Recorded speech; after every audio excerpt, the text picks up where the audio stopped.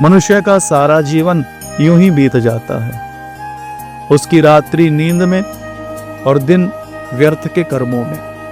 इसलिए उन्होंने अभी तक अपने लक्ष्य को निर्धारित नहीं किया है। इस संसार में जितने भी अपने घनिष्ठ संबंधी हैं, जिन्हें हम अपना मानते हैं, वह स्त्री है, पुत्र है अथवा और सगे संबंधी हैं, वो सब केवल मोह और माया है, उसे छोड़कर और कुछ भी नहीं है।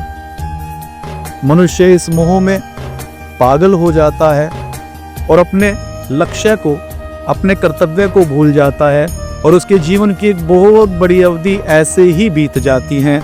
आचार्य चरण श्री कबीरदास जी महाराज कहते हैं कि बीत गए दिन भजन बिना रे।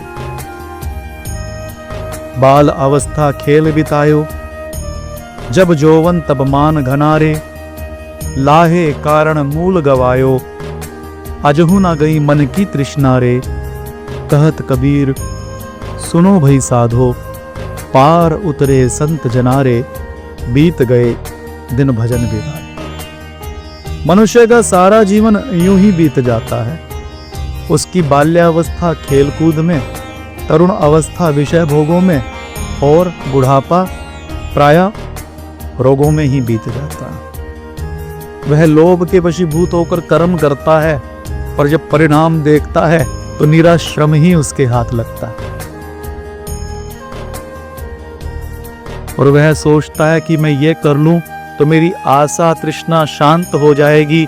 पर जैसे घृत में आहुति डालने से अग्नि और प्रज्वलित हो जाती है, वैसे ही नित प्रति उसकी आशा और तृष्णा बढ़ती रहती।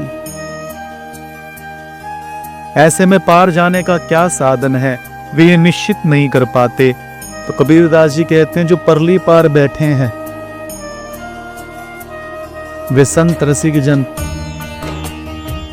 क्योंकि वे परली पार बैठे हैं, आए वो इसी पार से हैं, इसलिए वो आपको रास्ता दिखा सकते हैं, आपको मार्ग बता सकते हैं। तो आप उनकी आज्ञा का पालन करें, उनका संग करें, कथा का सेवन करें, तो सुनिश्चित रूप से आपको अपने लक्ष्य का बोध होगा।